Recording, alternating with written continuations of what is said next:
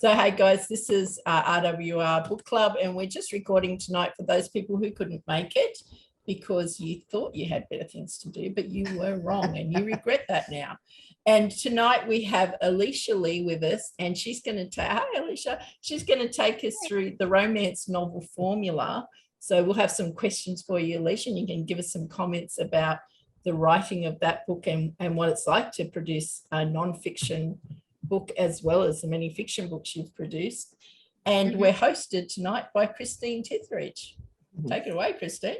Hi everybody. I'm glad everybody could.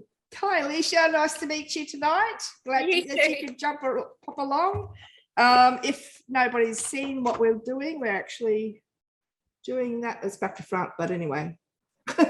That's the book that we're reviewing tonight, and as you know, our book club is about how-tos, but we will be introducing a little change at the end of tonight. But at the moment, we're going to have a look at this. So I had a few questions that I was going to ask people if they would like to answer. But just before we started that, I wanted to say I really enjoyed the way this was laid out. Now, if you're a new writer, this is the book for you. Seriously, if you've never written a story before, the first half of this book or the first third of this book will teach you, you will learn how to write a story. And then the other 2/3 will teach you how to write romance. And it was brilliant. It was good. It introduced me to some old things that sort of I sort of left my mind for a while, and I was reintroduced to those things and found a better way to do things. And I liked a new thing that Alicia brought in was the fear need flaw that you developed. I really love that. I love the idea of that, and I'm sure we'll talk more about that later. But yes, so has anybody got any questions for Alicia? I'd love to know, Alicia, because I know you. I'd love to know first a little bit about you as a romance writer. Do you want to give us a little rundown on your history of romance writing? Oh, wow. I was first published in 2015 with Pan Macmillan, their division called Momentum, which is now gone. They've shut down now, Momentum. So yeah, I was published with them 2015. That was See Her Run, my very first book. And I have just steadily published since then. I've got 3 books with Harlequin. That was really interesting. Alex Adset, do you all know who that is? Yeah. She's an agent. We've had Alex to the retreat. Oh, awesome. Yeah. Well, I had a meeting with her when I was still looking to get my first book published in 2016. I got a meeting with her to get it published. And so I went and saw her, and we spoke, and she said, I was telling her about this idea I had for a triplet series, like identical triplets. And she said to me, I think you should pitch that to Harlequin. So yeah, so like a year later, after See Her Run was published, I contacted, it was Kate Cuthbert at the time, who was the acquisitions editor. She's not anymore. Yep. But We've had Kate Cuthbert to the retreat. There you go. There you go. All the intersections. Yep. So I sent an email to Kate and said, I spoke to Alex, and she said you would be the one to go to for this. And literally like a couple of weeks later, it wasn't very long, it was a couple of weeks later, and she called me on the phone. I was freaking out. Because she just called me out of the blue. I wasn't expecting it. I've just gone, hello, and she said, oh, this is Kate Cuthbert, and I'm like, and then she basically signed me from there. Wow. Yeah, she's an amazing woman too. I know. And the even, like, if you believe in fate and all that, a couple of years before that, I had been at some writing conference, I can't remember now, and I was looking at her speak, and in my head I was saying, one day you're going to sign me, one day you're going to sign me, one day you're going to sign me. And the old mantra. yeah. So I was looking at her saying that, and then a couple Love of it. years. Yeah, I know. How cool is that? Manifested Did you tell that her? one. Did you I tell did her that? tell her. I did tell her. Yes. Yeah. Yeah. Tell her I manifested you into my life. Yeah. Yeah. Robson Green, if you're listening, Robson Green, I am manifesting away. Look out. Yeah, that was one of my big goals, to be published by Harlequin, because obviously if you're a romance writer, Yes, Harlequin. Yeah, so that was always one of my goals, and I reached that goal. So yeah, and then so I'm hybrid, so partly traditionally published, partly independently published. Yeah. And that's only because it just takes so long. Yeah. The traditional publishing process takes so long, and my ideas come so fast. How long did it take you, just in asking that? How long did it take? To get my first publishing contract was around about 2 years. So the Pan McMillan one was about 2 years. About 2 years, yeah. You get excited and then all that excitement goes away. Gosh. What aspects do you like about self-publishing? Yes. Just having total control. Total control. I can publish when I want, where I want, how I want. I can pick my editors. I can pick my cover designers. If I don't like the cover, I can say, no, I don't like that. Yeah. And what do you think your main concern or worry is when you self-publish? What is the downside to self-publishing? Just because there is still a little bit of that stigma of, they've self-published. Yeah. How good is it gonna be? I am wondering if that stigma is, we think it's out there as much as it is now, because I just feel like people don't even check who's published a book now when they buy it. It is definitely less, and I think you do have that yourself as well. You do put that out there, even though people may not be thinking that, and especially because I've had so many books as well. I don't know. True. So that might add credence. Do you have a favourite baby book? I've got 2 favorites. I know you're not supposed to have favorites, just like you're not supposed to have a favorite kid, but I do. Oh, really? I totally like one of mine more than the other, but anyway. Well, yes, so my first book, See Her Run, and that's because it was my first book.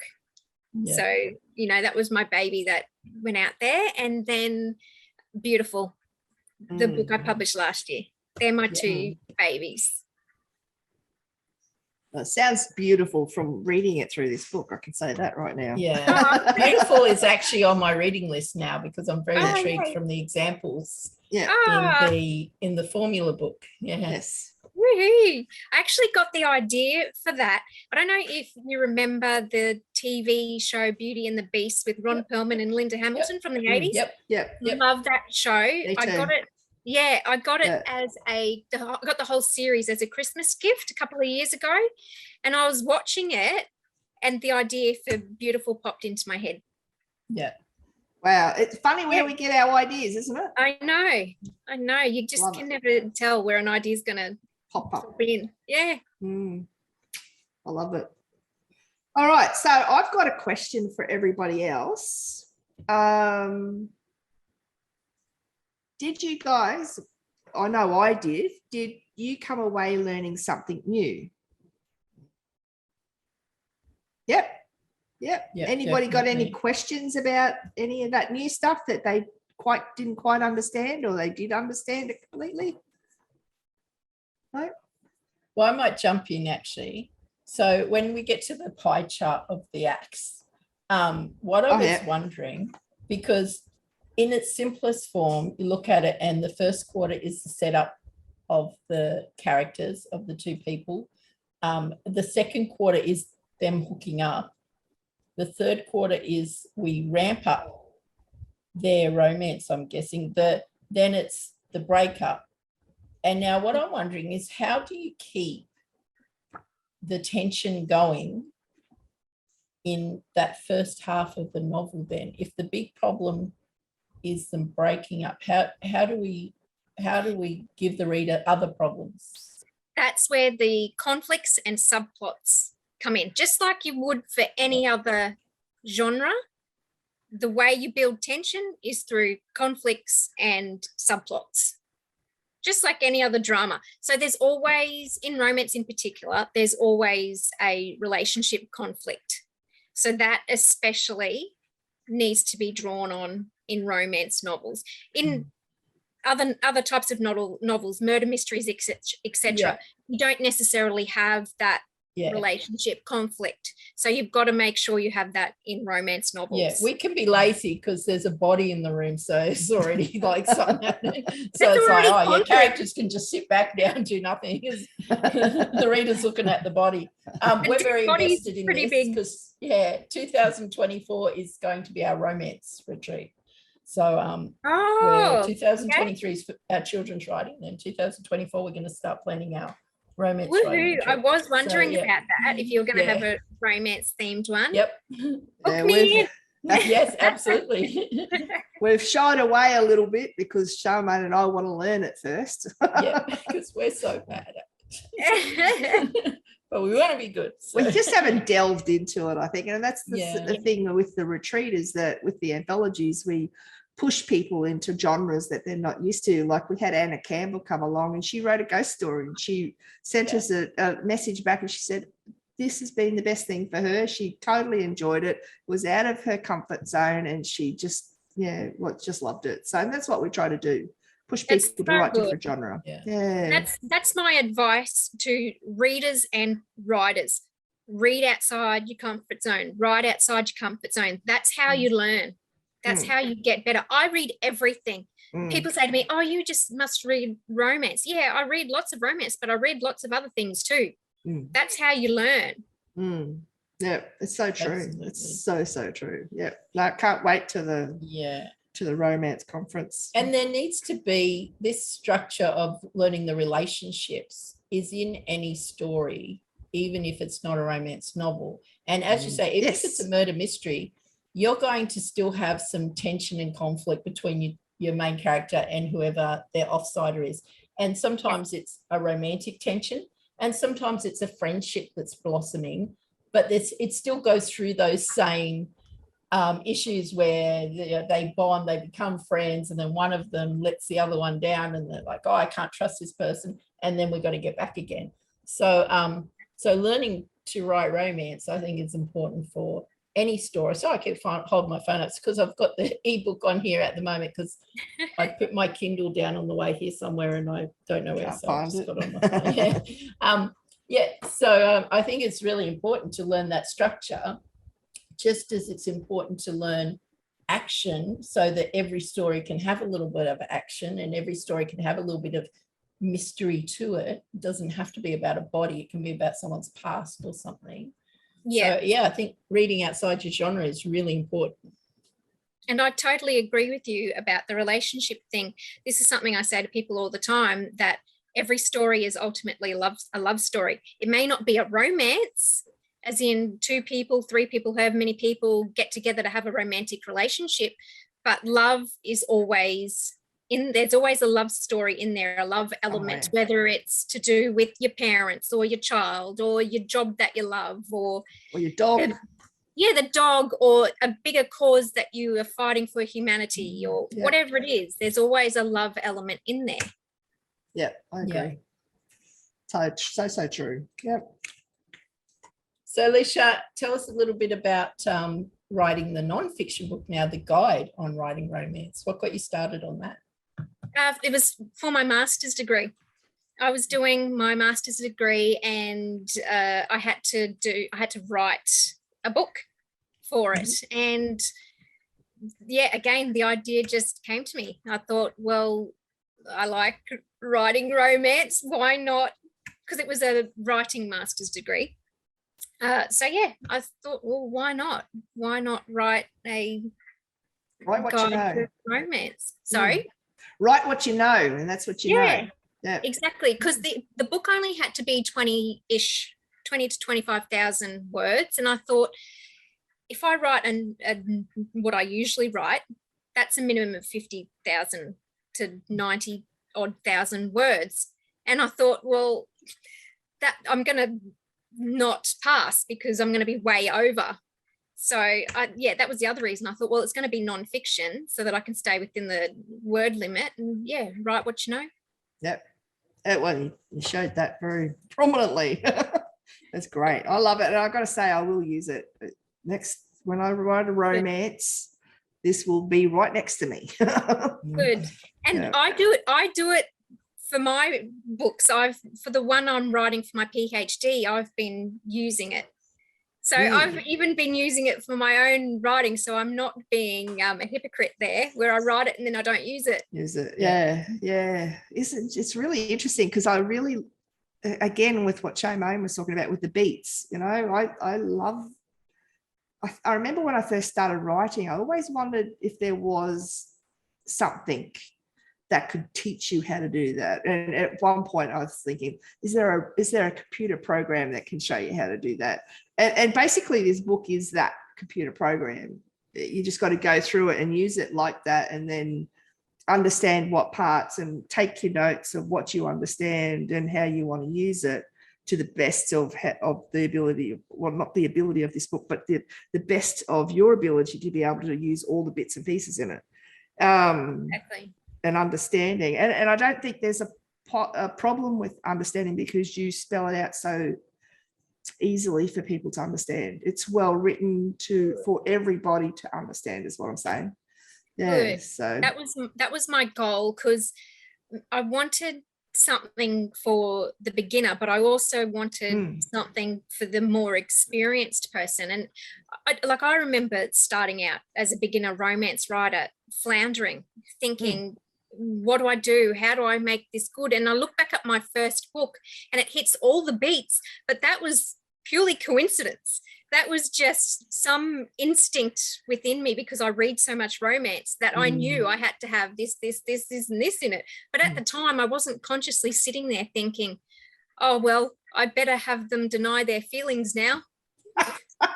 It wasn't like that. Yeah, I love that. I love that. And I guess you want to do those transitions naturally. You want it to naturally build to denying your feelings rather than having everything going fine and then someone suddenly says, no, goodbye reason, just no, back off. Yeah. Yeah, just like a murder mystery, you've got to plant the seeds from the beginning. Yeah. And do you believe in saying that? Do you believe in, well, Charmaine and I try to teach mirroring the beginning with the end?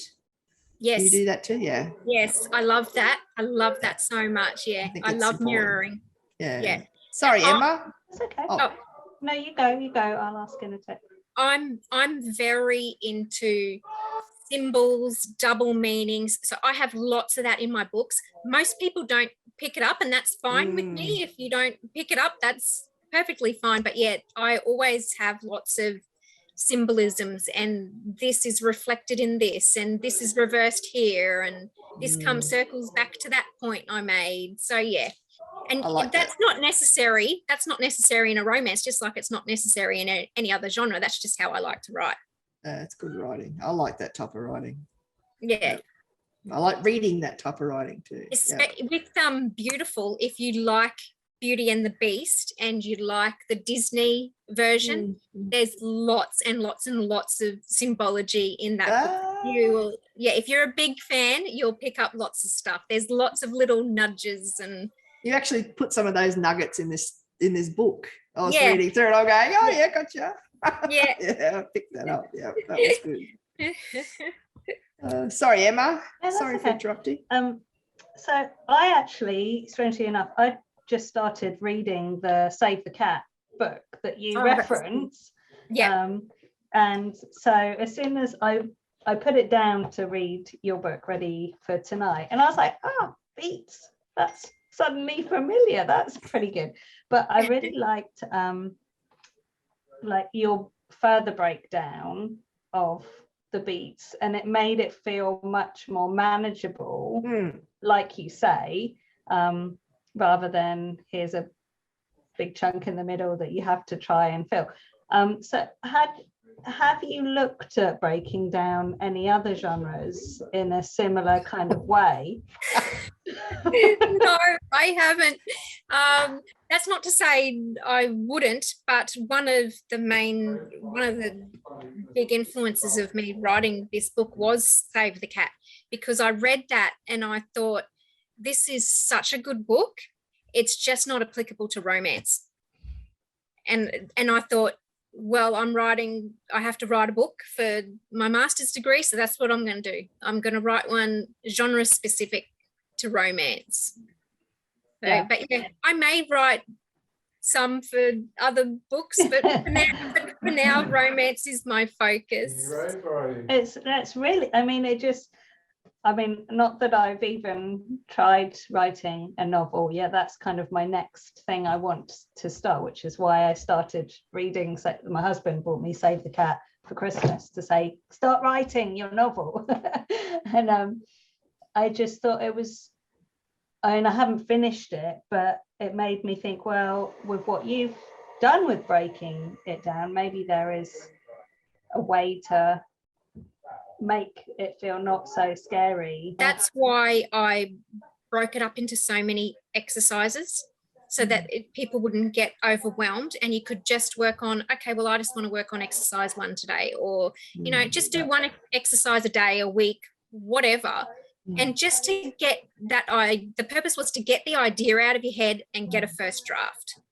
Yeah, I love that. I love that. Yeah, and I love romance, and I really want to write a romance. It's that thing where I thought, I don't know what my romance story is here, and I'm really excited that the 2024 retreat will be romance, but I'd like to work on something before then too. But reading your book, I felt like it was something I could do, working through all the exercises and everything. So and your beat. So thank you. I've really got so much out of it. And I was like, yes, I feel like I could write a romance now. I love a romance. Oh, that's so good. I've had a few people say that to me, where in reviews and interviews, they've said the exact same thing, where I was so overwhelmed, and then you broke it up and I don't feel so overwhelmed now. So I'm so happy. I'm so happy to hear that, because that was the purpose of writing the book, to help people. Yeah. I have a question, actually. So today in class, I'm a high school teacher, we were going through the hero's journey with my students, and we're up to the section of the journey where the hero wins and he gets his treasure. And we went through lots of examples, and that the treasure is not always what the character wanted, but it's what they needed. And King Kong came up, and the giant gorilla is the man who brings the gorilla over. That's his treasure that he thinks he wants, but in the end, he'd rather save the girl. And we talked about how it's not okay, though, anymore to have the girl as a prize. Yes. Because she's an individual person with her own thoughts. So you can't just say, I slayed the dragon, I get to marry the princess, because that's a bit up to her. So what I'm wondering, is there elements of that in romance writing? And is there a trend away from certain tropes in romance writing that you should leave alone because maybe they're not PC, but also people may be just sick of them? Yeah, that's not a clear-cut yes or no. I have to tread carefully here because I don't want to step on people's toes. Don't name names, but we know who you are. Yeah, just know writer. We know who you are. We have a list. We're putting it on our fridge. Yeah. There is what's known as dark romance, and I have an issue with dark romance. Not all of it, some of it.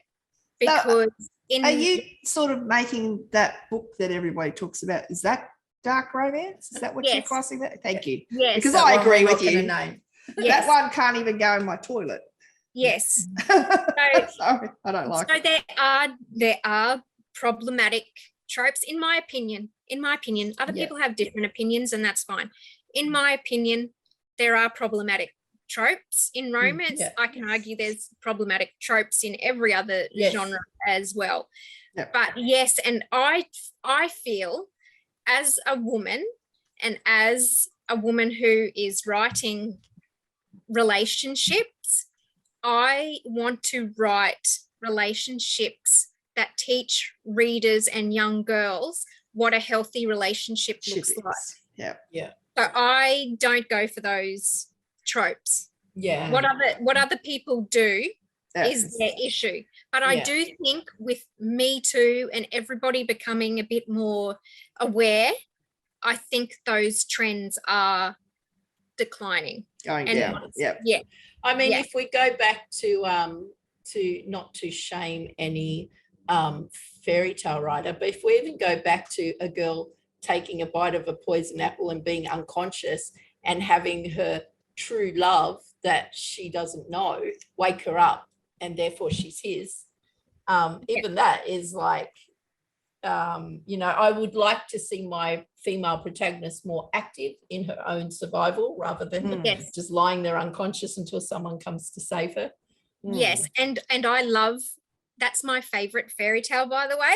I love, I That don't one. know. You can Yeah. name that one. I don't Yeah, think we're I going to love get in Snow trouble White. for naming Snow White. Yeah, I don't think I love anyone's Snow going to be White. offended. Yeah, Yeah. she's my favorite Disney Yeah. princess. But yes, that's problematic. Yes. I agree. I think there's lots of problems and lots of the old Disney princess stories. There's lots of, and I suppose that's a reason why we need to rewrite them. Yeah. And We need to. Yeah, they're written for a time when Yeah. females could not own land. Therefore, Correct. you needed a man to keep your kingdom or whatever if you're a princess. So now, look at us. We can own some land. So we don't really We can need vote. We can vote. Yeah, we can own land. We can say no. We just need someone to vote for. We could be a single parent. Hashtag Hugh Jackman for PM. Just saying. I'd vote for him. I'd vote for Me him. too. There we go, Hugh. If you're listening. Yeah, and when I was writing Beautiful, I purposely avoided, because with Beauty and the Beast, you get into the whole Stockholm syndrome problem. And so I purposely wrote it in a way that avoided that. Yeah. Because I know that can be a big issue Yeah. with people with Beauty and the Beast. Yeah.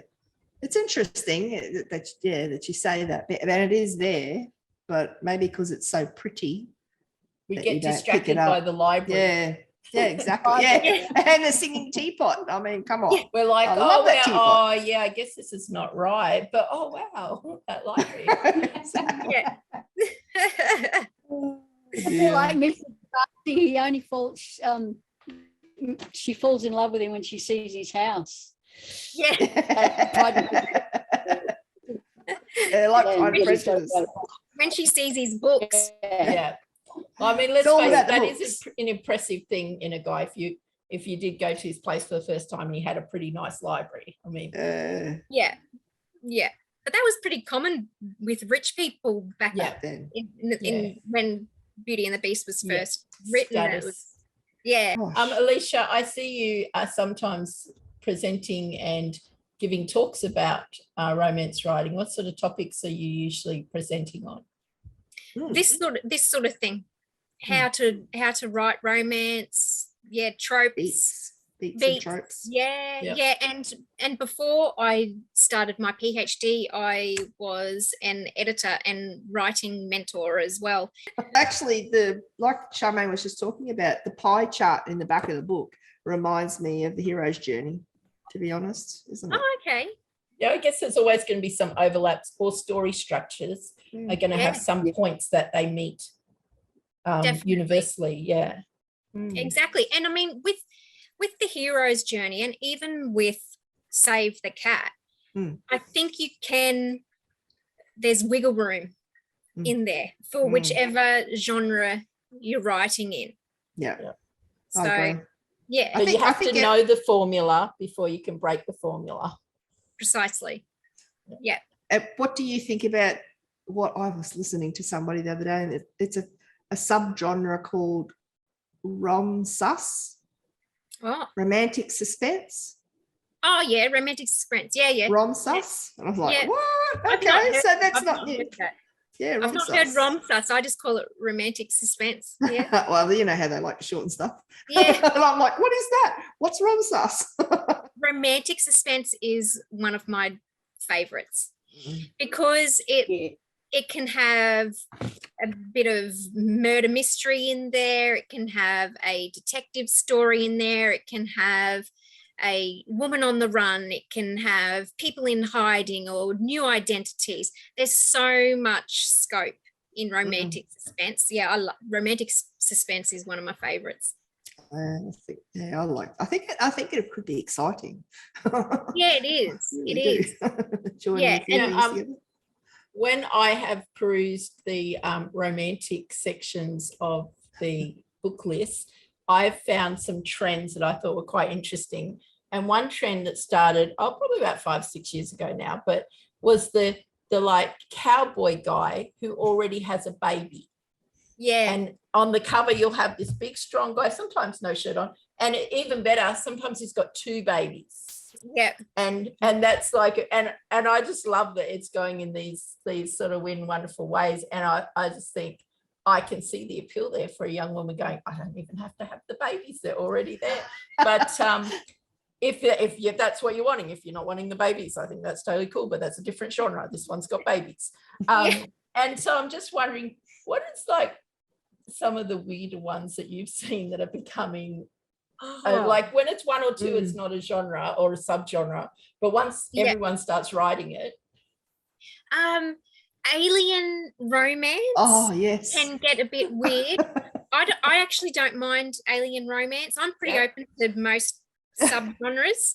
It's only if it's, the taboo stuff that I draw the line, but everything else I'm fairly open to in the romance genre. And I love that with the romance genre, you can experiment with all that stuff.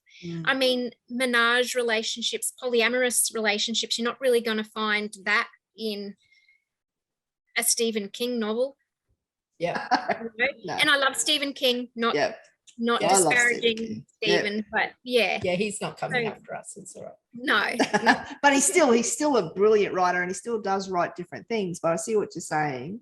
Yeah. Oh my gosh, he always has an element of romance in his story. Yes. And I say that to people who say, oh, I never read romance. I say, have you read a Stephen King novel lately? Oh yeah, I always read Stephen King. I said, reread it and tell me where there's not a relationship in there. Every conflict is triggered because of the romance. Correct. Every monster is triggered. It's all because of the romance. Yep. So true. Yeah.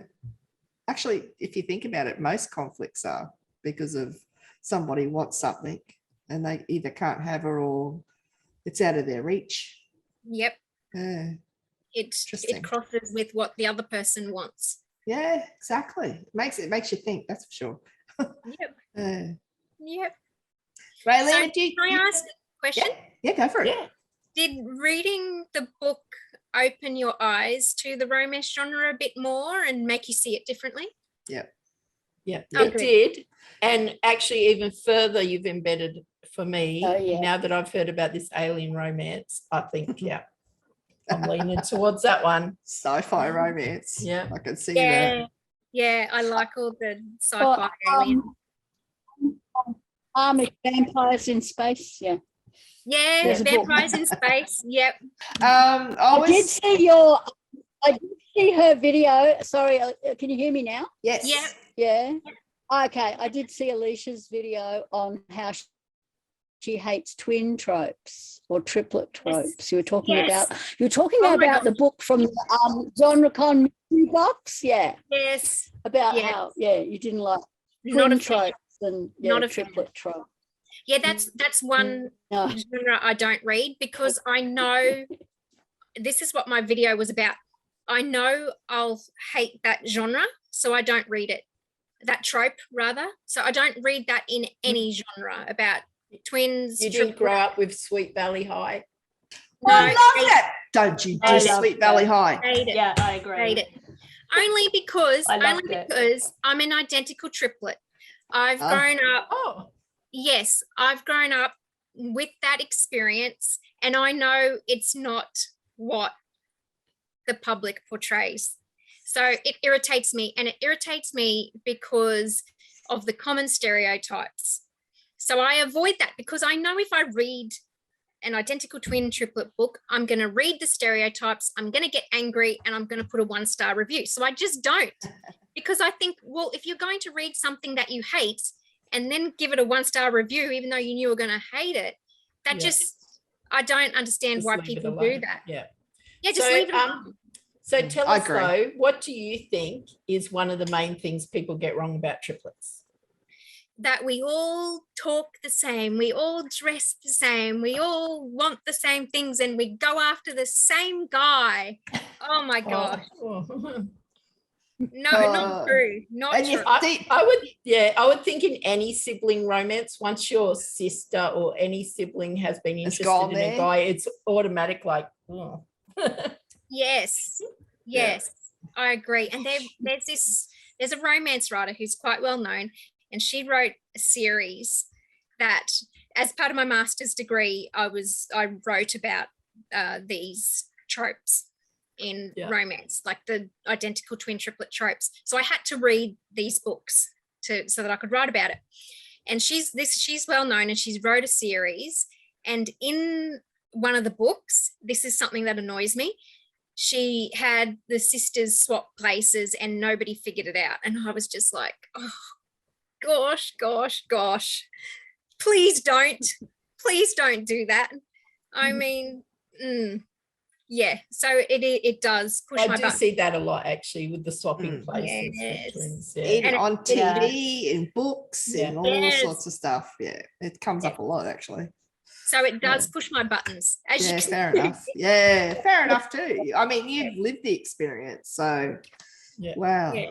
I think, did you ever get away with any of that stuff when you were younger though? Did you ever try that stuff? We never tried. And that's I think why, like, all three of us get irritated by it. And I think that's partly why, because we'd always get asked, are you? How do I know if you're happy to hear about an identical triplet romance where they're quite refreshing, and it's 3 individual girls who maybe don't even, by the time you're in adulthood, I assume you'll have minor differences. No one's ringing each other up and saying, I'm getting a haircut tomorrow. So everyone would be a little bit different anyway. Yes. That just happen to share the fact that they are triplets. Yes, I'm happy with that. I used to be a sensitivity reader for that, for people who wanted to write twins, triplets, etc. in their stories. That was part of my writing work before my PhD. So I was a sensitivity reader for that. Wow. So people can do it, just do it right. Yeah, exactly. Don't just put the tropes in. Yes. Just like anything you write that's outside of your experience, research it and don't rely on stereotypes. So true. True. Sorry if you've just said this. I just had to deal with a bedtime issue. Have you read any twins or triplets pieces or seen anything where you've gone, they obviously had nothing? Wow. That's why I wrote my own. That's why I wrote my own series. Yeah. Because I thought people need to see the way to actually write these characters. Yeah. You have to approach it like any other story you're writing. You would write 3, if there was just siblings, you would write 3 different individuals, right? Yeah. But people just seem to think, oh, well, they're twins, I'll just write them the same. That's quite insulting. It is. Yeah. It is. Yeah. But people don't see it that way. And I just, it does my head in. I can imagine. I feel like that's like making the girl the treasure again. It's not really seeing an individual person, but just seeing something that we want to put on the page to be interesting without actually considering them as their own person. Yeah. It's an interesting point, though, you saying that you were a sensitivity coach, and that's a really good point. Like, I know when I was writing my ghost story, I sent it off, which had a mortician, and I sent it off to a mortician, and she read it for me to make sure that it was, correct. Yeah. And I think maybe that's a really good thing that people should probably take up and start doing stuff like that. If you're going to write in a genre, find somebody who lives that genre or lives that and get them to read it and make sure that you're hitting all the right spots. And meet ugly. Yes. Meet ugly as opposed to meet cute. Yes, because all of not all. Yes. The main emphasis in romance, when people are talking about romance, they always talk about the meet cute. And I'm sitting there and I'm thinking there are plenty of romances I read and I have read where they don't have a meet cute, where it's actually a meet ugly. They can't stand each other. Pride and Prejudice is such a famous example of that, where they hate each other's, well, they don't hate each other, but they strongly dislike each other upon first meeting. So that's not a meet cute. It's not cute that they hate each other. So yeah, I pointed out that you can actually have a meet ugly and it can still result in a romance. And you can even technically have a meet neutral, but even if you do a meet neutral, you still have to add something in there where there's a hint that they're interested in each other, in like, not even, doesn't have to be physically, in some way. Like he could like that she has a passion for the environment or some such thing. You know, there has to be something, whether it's meet cute, meet ugly, or a meet neutral, where they don't really think one way or the other about the other person, or it's not a terrible way of meeting or a good way of meeting. It's just something in between. I love that. Serendipity with John Cusack. Yep. They both had other interests when they met in fighting over the glove. What was the email one? You've got mail. When they first met, they both had other interests. And yes, correct. And I think that was a novel too. That were in competition. Yeah. Alicia, I've got a little bit of question. Is there such a thing as like an anti-romance? Because I'm hearing a lot, because I follow a lot of book club things online, and there is a popular genre at the moment, maybe I shouldn't name the author, but it's where it's very toxic relationships, and the end result is the two people realizing they've got to get out of this. And it seems to be coming up. Well, it's very popular, so I think I can name the person. It's Colleen Hoover's sort of works. And everyone's talking about how instead of this, oh, isn't this great, let's get these people together. I have not read one yet, and I'll probably be interested to try one out, but people say, oh, I just finished that and I'm bawling because it's just so tragic, or it's so dramatic, and they finally pulled away from each other. Is that some sort of like anti-romance, like the opposite of a romance? I guess you could call it like that, although in the romance community we pretty much just call that a love story. If the people don't end up together at the end, but the main emphasis, the central element of the book is a romantic relationship, we just call that a love story. But if people want to call it an anti-romance, I've got no issue with that, and I actually love that. I love that people are writing books where they're showing toxic relationships and this is how you get out, and don't put up with that. That's great. I agree. Yeah, that's great. Okay. So you don't need to have your characters end up together in a romance. You do in a romance for it to be classed in as a love story. Sorry, in a love story. Yeah, a love story. So think Nicholas Sparks. Nicholas Sparks writes love stories. Some of them are romances if they end up together. But so for The Notebook, that's bordering, because they do end up together, but they don't, but they do. So that's bordering a romance love story. But A Walk to Remember is a love story because she dies in the end. Spoiler alert for anyone who hasn't read it, sorry. So it's really whether the difference is whether they have a happily ever after or a happy for now, and whether they don't end up together through death or someone going overseas. I was going to ask about that too. I was thinking about Nicholas Sparks, but also One Day by David Nichols. Yeah. And I didn't know what was going to happen at the end of that when I read it. And so that would be a love story. Yes. In that similar way. Yeah. Because they didn't end up together. Yeah. Again, spoiler alert. All these people watching who haven't read these books. That's to do a warning before watching. Yeah. Spoiler alerts for the following. Yeah. I've got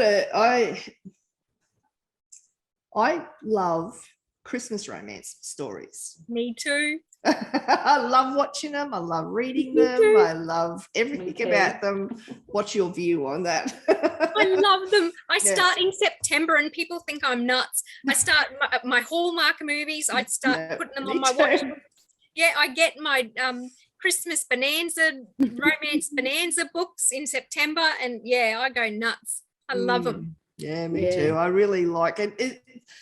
Obviously, and I see in your book exactly how they fit. You Yeah. know? And it's just I don't know. I just love them. And I watched one not long ago, I and it was a gay relationship, and it was like two men, and I'm like, that's the first Christmas story, and it was so well done. It was so professionally, and it just I don't know. It just made you feel good. Yeah. And I Yeah. love that. Like That's one of them the because things. of the snow. Yeah. Just- I saw one this Christmas, like- and I don't know if you saw it, Chris, but Love Hard. And I think it was so cute Yeah. because they really they did all the opposite to the things that could offend you, but it's still a very traditional romance, and it's got that Christmassy theme to it. But there's a really cute scene where they sing a song and he changes the lyrics because the original lyrics were a bit sexist. So I thought that was really great. So I I love recommend that one. movie too. I Yeah. watched that too. Yeah. I read a story recently, or was it a TV? I think it was a story I listened to, and it was about Christmas charms, and the charms, a lady gave her a charm bracelet, and each one of them came alive, sort of, or they jingled when it hit that romantic part of her journey through what she was going through. And one of them was a dog with a red bow, and then she went to her parents' place and there was a dog with a red bow on, because this lady on the train had given it to her, and she admired it. So the lady said, here, look after it. Well, I think she dropped it and she picked it up and put it on so she wouldn't lose it, and it wouldn't come off, not until the end of the story. It was just and it hit. I think we're coming to the time that we should probably end the recording part of this session.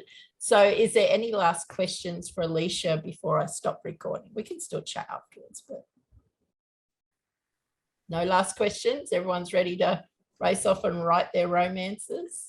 Alicia, is there anything you'd like to add about writing romances? I have a question. Yep.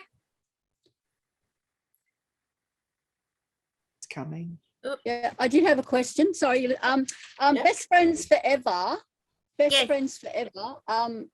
Do they always have to be tragic? You know, like often the best friend, the sidekick, is like a No, I don't write. figure. I don't Does write. that make sense? Yeah, it does make Like, sense. I just often like. Hang on, you cut out. What was that? Yeah, no, I just finished my.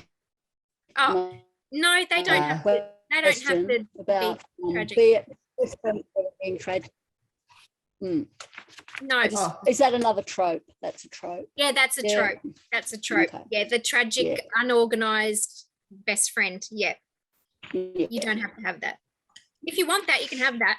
But yeah, not necessary. I just wanted to ask, sorry, going back to where you started from, did you was romance always the area that you knew you wanted to focus it on? Was that your passion?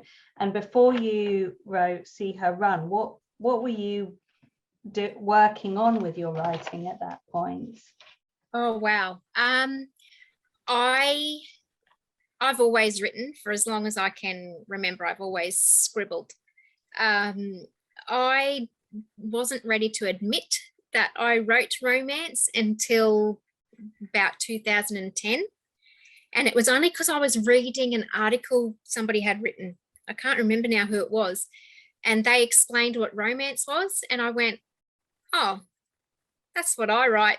And it's so weird to me because I've always read romance, but I don't know why it didn't click that was what I was writing until I read this article. I really have no idea. But yes, I've always written. The first novel I wrote and finished was when I was 17. I was 17 years old. Yeah. That one got published a couple of years ago now. So that was sitting in my writing box for many, many years. And then I finally pulled it out and rewrote it all, and that got published. That was A Time to Love. I wrote that when I was 17. I know, like, it's insane. So yes, I've written from as long as I can remember. I always had a notepad and pen jotting down stories and imaginary scenarios. So yeah. Is that what you were after? Yeah, it was. So I've got other things, sorry. I wanted to ask. I didn't know if I was waffling on. No, not at all. Not Not at at all. No. One of the things, it's totally gone from my head, that something just sparked off from what you just said about, right? So with your self-publishing and your traditional publishing, how do you decide which direction? I don't really know. I don't really know. I don't know, pick one and say, I think my publisher would like that one, and I think it depends too on how quickly I want it out. So I think that has a lot to do with it, and also whether I know that they're looking for something in that genre that I happen to be writing. So yeah, I don't know. Okay. I don't. But yeah, sorry. No. Wish I had a more helpful answer than that. No, I think that's helpful in itself. Just that you know, that's your process. I think that's and my only other thing I can think of for now, I wanted to know what your favorite romance like books in plural are, so I can read them as well. Oh, from other writers? Yeah, from other writers, the ones that have really inspired you. I know this is so cliche what I'm going to say. I love Jane Austen. Okay. I love Nora Roberts. Yeah. So all the cliche ones are the ones I love, but I also love new writers.